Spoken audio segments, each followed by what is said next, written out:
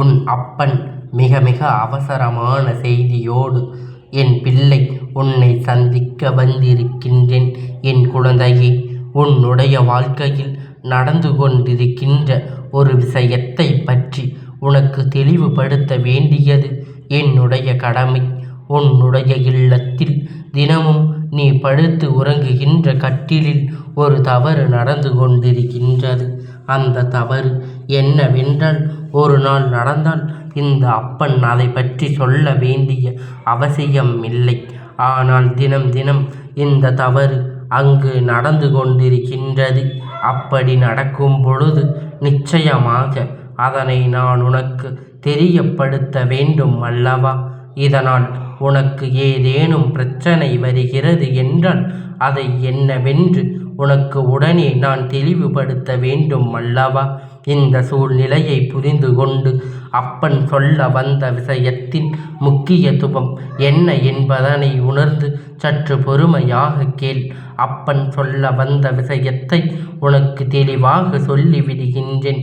நான் உன் முன்னால் இருந்து உனக்கு சொல்லிக் கொடுக்கின்ற எல்லா விஷயங்களையும் நீ சரியாக பெற்றுக்கொள். எப்பொழுதும் தயாராக இருக்க வேண்டும். உன்னோடு நான் இருக்கும் பொழுது மேலும் மேலும் உனக்கு கஷ்டங்கள் வருவதாக நீ உணர்ந்து கொண்டிருக்கின்றாய். அப்பன் என்ன செய்கிறார் என்று கேள்வி கூட சில நேரங்களில் உன்னிடத்தில் இருந்து வருகின்றது. ஆனால் எல்லாவற்றையும் தாண்டி உனக்கான இந்த வாழ்க்கையை நல்லபடியாக உன் கைகளில் ஒப்படைக்க இந்த அப்பன் முடிவெடுத்து வந்திருக்கின்றேன் என்பதனை நீ புரிந்து கொள்ள வேண்டும்.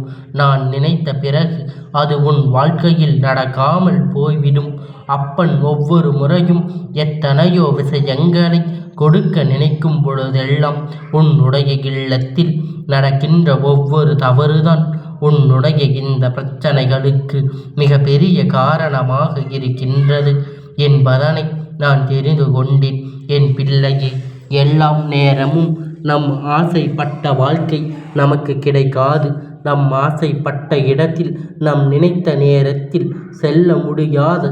நம்மை சுற்றி நடப்பது அத்தனையும் என்னவாக இருக்கின்றது என்பதை நாம் அதிகமாக யோசித்து கொண்டே இருக்கின்ற நேரத்தில் இந்த வாழ்க்கை உன்னை எங்கே கொண்டு சேர்க்கிறது? கடைசியில் நீயே வாழ்க்கையின் மீது எந்த பிடித்தலும் இல்லாமல் இருக்கின்றாய். இப்படியாக எந்த ஒரு நிலையிலும் சரியான முடிவுகளை உன்னால் எடுக்க முடியவில்லை. நீ நினைத்தது போல் உனக்கு எதுவும் நடக்கவில்லை. என் பிள்ளை, கண்ணீர் வடித்து கதறி அழுதோம். வாழ்க்கையில் ஒரு விஷயம் சாதிக்க முடியும் என்று சில நேரங்களில் நீயே நினைத்து விடுகின்ற பல நேரங்களில் மற்றவர்கள் இது போன்று செய்வதனை பார்க்கும் பொழுது உன்னுடைய மனது அத்தனை வேதனை அடைகிறது. நம்மை சுற்றி என்ன நடந்து கொண்டிருக்கிறது? நம்மை சுற்றி இந்த வாழ்க்கை நமக்கு என்ன கொடுத்து கொண்டிருக்கிறது என்று அதிகமாக யோசித்து யோசித்து என் பிள்ளை, நீ மிகுதியான எண்ணங்களை உனக்குள் வைத்து கொண்டிருக்கின்றாய். அதே நேரத்தில் அதே தவறு மீண்டும் செய்ய தொடங்கும் பொழுது உனக்கே மனதிற்குள் எண்ணங்கள் வருகின்றது. அன்று அவர் கண்ணீர் சிந்தி ஒரு விஷயத்தை சாதிக்கும் பொழுது தவறு என்று சொன்ன நானே இன்று கண்ணீர் வடித்து ஒரு விஷயத்தை சாதிக்கலாம் என்று நினைக்கின்றோமே என்றுதான் முன் மீது தனக்குத்தானே வேதனைகள் வருகின்றதல்லவா? இதையெல்லாம் உணர்ந்து என் பிள்ளை, எப்பொழுதும் இந்த வாழ்க்கையில் உன்னை சுற்றி நடக்கின்ற விஷயங்களை எல்லாம் என்னவென்று தெரிந்து கொண்டு அதற்கு ஏற்றது போல எப்பொழுதும் நீ சரியாக உன்னுடைய வாழ்க்கை பயணத்தை செய்ய வேண்டும். உன் இல்லத்தில் இருக்கின்ற கட்டிலில் நடக்கின்ற தவறு தினமும் உன் வாழ்க்கையில் ஒரு மிக பெரிய பாதிப்பை உருவாக்குகின்றது. ஆனால் உனக்கு அது புரியவில்லை. அப்பன் சொன்ன பிறகாவது அது உனக்கு புரிகின்றதா என்று யோசித்து பார். என் பிள்ளையே, கட்டில் என்பது எதற்காக? கட்டிலில் நீ பகல் நேரத்தில் படுத்து உறங்குவதற்காக அல்ல. அது இரவு நேரத்தில் நல்லபடியாக உறங்குவதற்காக, உன்னை அரவணைப்பதற்காக ஒரு இடம். அதில் படுக்கும் பொழுது உனக்கு சுகமாக உறக்கங்கள் வர வேண்டும். அந்த இடத்தில் உன்னை ஓய்வு எப்பொழுதும் சரியாக எடுப்பதற்கு நீ தயார்படுத்திக் கொள்ள வேண்டும். உனக்குள் இருக்கின்ற களைப்பு, நீ உன்னுடைய மனதில் இருக்கின்ற அத்தனை விஷயங்களையும் உன்னை விட்டு விலகி நிம்மதியான ஒரு உறக்கத்தை எடுத்து கொள்ளக்கூடிய இடம்தான் இந்த கட்டில் அல்லவா? அப்படி இருக்கும் பொழுது இந்த கட்டில், இந்த மெத்தையும் உன்னுடைய வாழ்க்கையில் எவ்வளவு பெரிய பாக்கியவாதி என்று பார்த்தாய் அல்லவா? எந்த இடமுமே உனக்கு நிரந்தரமானது அல்ல. நீ இல்லத்துக்குள்ளேயே எப்பொழுதும் இருப்பது கிடையாது. எல்லா வேலைகளுக்காக அலைந்து வெளியே திரிந்து விட்டுதான் நீ வருகின்றாய். ஆனால் நீ என்ன மாற்றினாலும் இந்த கட்டிலும் இந்த மெத்தையும் உனக்கு மாறவில்லை. அதுவாகத்தான் இருக்கின்றது. அதற்கு ஏதேனும் பிரச்சனை ஏற்பட்ட அதனை மாற்று வரை உன் இல்லத்தில் உனக்கு இருக்கின்ற ஒரு மிகப்பெரிய ஆறுதலாக இடம் இதுதான் என்று சொல்லிவிட முடியும் அல்லவா? உனக்கு எந்த நேரமும் மனதுக்குள் ஆறுதல் கொடுக்கின்ற இந்த இடத்தை நீ எப்படி பயன்படுத்தி கொள்ள வேண்டும்? அது உனக்கு ஆறுதலை கொடுப்பதற்கு எவ்வளவு என கேட்டு பல விஷயத்தை செய்கின்றது. அப்படியானால் அதற்கு ஏற்றது போல நீயும் நடந்து கொள்ள வேண்டும் அல்லவா? என் பிள்ளை, காலையிலிருந்து வேலை செய்து கொண்டிருக்கின்றாய். அப்படியானால் இந்த கட்டிலில் சாய்ந்து விட மாட்டாயா என்கின்ற எண்ணம் தானே எல்லோருக்குள்ளும் ஓடிக்கொண்டிருக்கும். அதுபோல நீயும் உனக்கான ஓய்வை அருமையாக எடுக்க வேண்டிய இடமாகத்தான் இந்த கட்டில் உன் இல்லத்துக்குள் இருக்கின்றது. அப்பேற்பட்ட அந்த இடத்தை ஒரு தவறு நடக்கிறது என்றால் அதை நாம் பார்த்து கொண்டு விடாமல், என்ன என் குழந்தையே, என்ன தவறு நடக்கின்றது? என் பிள்ளை, ஓய்வெடுக்கும் பொழுது ஓய்வினை சரியாக எடுக்க வேண்டும். இப்பொழுது இரவு 10 மணி ஆகிறது என்று வைத்துக்கொள். அந்த நேரத்தில் நீ படுத்து உறங்க செல்கிறாய். உறங்குகிறாயா? அது கிடையாது. கையில் ஒரு கைபேசியை வைத்து கொண்டு எவ்வளவு நேரம் முடியுமோ அவ்வளவு நேரம் அதை நீ பார்த்து கொண்டே இருக்கின்றாய். அதே நேரத்தில் நல்லபடியாக நீ உறங்குவது கிடையாது. பொதுவாகவே இந்த கட்டில் நல்லதொரு உறக்கத்தை யார் எடுத்து கொள்கிறார்களோ அவர்களுக்கு உடல் சோர்வு, மனசோர்வு என்று எல்லாம் நீங்கி கண் விழிக்கும் பொழுது புத்துணர்ச்சியாக இருக்கும். அதே புதியதொரு உலகத்தில்தான் வந்தது போல இருக்கும்.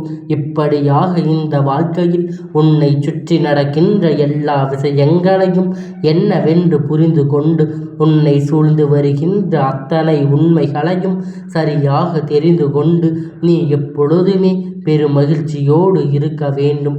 உன்னோடு இந்த அப்பன் சொல்கின்ற வார்த்தைகள் உனக்கு புரிகின்றதல்லவா? என் பிள்ளையே, உறக்கம் என்ற ஒன்று யாருக்கு சரியாக இல்லையோ, சரியாக அவர்கள் உடல் அளவு எப்பொழுதும் சோர்ந்து இருக்கும். அவர்களின் மனது இவர்களின் வார்த்தையை ஒருபோதும் கேட்காது. என்ன சொன்னாலும் எவ்வளவுதான் செய்தாலும் கடைசியில் இந்த சோம்பேறித்தனங்கள், உனக்குள் இருக்கின்ற சோர்வு எந்த ஒரு வேலையும் உன்னை செய்து விடாது. நீ நினைக்கின்றாய் அல்லவா, இன்று நான் நினைத்து நடக்கவில்லை, இன்று எனக்கு உடல்நிலை சரியில்லை, நான் ஆசைப்பட்டது போல இன்று இந்த வெற்றி எனக்கு கிடைக்கவில்லை, எனக்கு சட்டென்று ஒரு நொடியில் கண்கள் சொக்கி விட்டது என்பது போல எல்லாம் சில நாளில் நீ உணர்கின்றாய் அல்லவா? இந்த உணர்வுகளுக்கெல்லாம் சற்று நீ யோசனையை கொடுக்க வேண்டும். உன்னோடு இருக்கின்றவர்களெல்லாம் என்ன செய்கிறார்கள் என்று வேடிக்கை பார்ப்பதை விட நீ என்ன செய்து கொண்டிருக்கின்றாய் என்பதனை சற்று உற்று நோக்கி பார்க்க வேண்டும். என் குழந்தையே, இதுபோல உன்னுடைய வாழ்க்கையில் உன்னை சுற்றி பல விஷயங்கள் நடந்து கொண்டிருக்கின்றது. இந்த தருணத்தில் உன்னுடைய மனது அங்கே ஓய்வில்லாமல் அலைபாய்ந்து கொண்டிருக்கின்றது. உன்னுடைய செயல்கள் எங்கே ஓய்வினை கொடுக்காமல் அங்கும் இங்குமாக ஓடிக்கொண்டு இருக்கின்றது. என்ன நடந்தாலும் சரி, எது வந்தாலும் சரி, இந்த வாழ்க்கை பொதுவாக நீ எந்த ஒரு முடிவையும் எடுக்க வேண்டும் என்றாலும் மனது தெளிவாக இருக்க வேண்டும். உன்னுடைய கண்கள் திறக்கமில்லாமல் இருக்க வேண்டும். நீ இரவெல்லாம் உறங்காமல் கைபேசியை வைத்து பார்த்து கொண்டிருப்பது, அங்கும் இங்குமாக உருண்டு தூங்காமல் இருப்பது, தேவையற்ற விஷயங்களை சிந்தித்து கொண்டிருப்பது, அடுத்த நாள் விடியலை உனக்கு எப்படி உருவாக்கும் என்று நினைக்கின்றாய்? என் பிள்ளையே, தேவையற்ற எண்ணங்களை தூக்கி சுமக்கும்படி அது உனக்கான நேரத்தை உருவாக்கிவிடும். நடத்துகின்ற நல்ல விஷயங்கள் உனக்கு வர வேண்டும். தெளிவாக எண்ணத்தை கொடுக்க வேண்டும் என்பதை மறந்து விடாதே. என் குழந்தையே, காலம் நீ பட்ட எல்லா கஷ்டங்களையும் உனக்கு நல்லபடியாக மாற்றி கொடுக்க இந்த அப்பன் முன் வந்திருக்கின்றேன். அப்படி இருக்கும் பொழுது இத்தனை நாளும் உன்னை சூழ்ந்து வருகின்ற பல விஷயங்களுக்கு நீ எப்பொழுதும் முறையாக நல்லபடியாக நல்ல விஷயத்தை நடத்தி முன்னே வந்து நிற்று கொண்டிருக்கும் பொழுது நீ கனவிலும் நினைத்திடாத அளவிற்கு பல நன்மைகள் உனக்கு நடந்தே தீரும் என்பதனை நீ புரிந்து கொள்வாய். இத்தனை கடந்தும் இனி இந்த அப்பன் சொன்ன விஷயம் உனக்கு புரியும் என்றால் இனி ஒரு நாளும் உன்னுடைய கட்டிலில் இந்த தவறு நடக்காது. எப்படி நீ அரவணைக்க அந்த கட்டிலை மெத்தையும் நாடி செல்கின்றாயோ, அது போலவே அவையும் உன்னிடத்தில் இருந்து ஒரு அணைவணைப்பை எதிர்பார்த்து நிற்கும். உன்னிடத்தில் இருந்து ஒரு அணைவணைப்பு அது பார்த்து நிற்கும் பொழுது அதனை அதற்கு சரியாக கொடுக்க வேண்டும் என்பதனை நீ புரிந்து கொள்ள வேண்டும். எப்பொழுதும் இனி நடக்கும் உன்னோடு என்றென்றும் இந்த அப்பன் இருக்கின்றேன். நான் சொல்கின்ற வார்த்தை ஒவ்வொன்றும் உனக்கானது என்பதனை நீ புரிந்து கொண்டால் போதும். நான் எதற்காக உனக்கு இதனை செய்ய துணிகின்றேன் என்பதனை நீ நிச்சயமாக தெரிந்து கொள்வாய். அப்பன் அன்பு என்றும் உன் வாழ்க்கையில் சிறிய சிறிய விஷயங்களில் கூட வெளிப்படும் என்பதனை நீ புரிந்து கொள்ள வேண்டும். இந்த விஷயம் உன்னை நல்வழிப்படுத்த வேண்டும். இந்த விஷயம் உன்னுடைய வாழ்க்கையில் மேலும் மேலும் உனக்கு பல சந்தோஷத்தை கொடுக்க வேண்டும். என்ன நடந்தாலும் எது வந்தாலும் இதையெல்லாம் என் பிள்ளை நீ எதிர்கொண்டு உன் வாழ்க்கையில் அதனை அனுபவிக்க தயாராகிவிட வேண்டும். எதையும் நினைத்து உறக்கத்தை எடுத்து கொள்வதனால் அடுத்த நாள் முழுவதும் தவிர எந்த விஷயத்திலும் உன்னுடைய கவனம் செல்லவில்லை. எந்த ஓர் நன்மையும் உன்னை சுற்றி நடக்காது என்பதனை நீ புரிந்து கொள்ள வேண்டும்.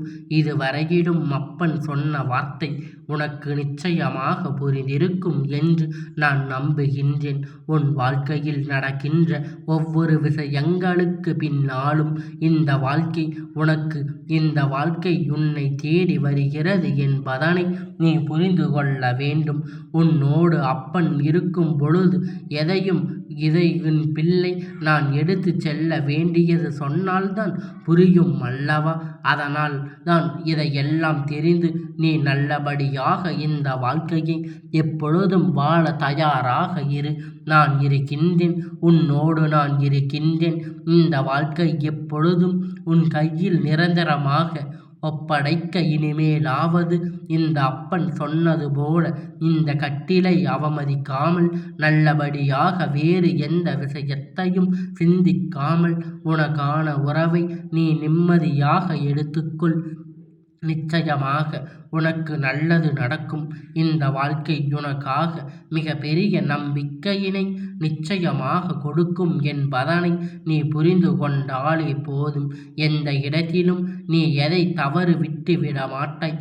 அதனை வெற்றியும் நீ நிச்சயமாக பெற்று கொள்வாய் என்பதனை எந்த ஒரு மாற்று கருத்தும் கிடையாது. இது நாள் வரையிலும் அப்பன் சொன்ன வார்த்தை எல்லாம் எப்படி உனக்கு புரிந்ததோ அதுபோல இதனையும் புரிந்து கொண்டு ஒரு நாளும் என் பிள்ளை தேவையில்லாத உன்னுடைய உறவு கதையை நீ தொலைத்து விடாதே. நடப்பது அத்தனையும் உன்னுடைய நன்மைக்குதான். உன் உறவை எப்பொழுதும் விட்டு விடாதே என் தங்கமே. உனக்கான எல்லா நன்மைகளையும் உனக்காக உன் அப்பன் நான் நடத்தி தருவேன். இந்த அப்பனுடைய ஆசீர்வாதம் என்றென்றைக்கும் உனக்கு முழுமையாக கிடைத்து கொண்டே இருக்கும்.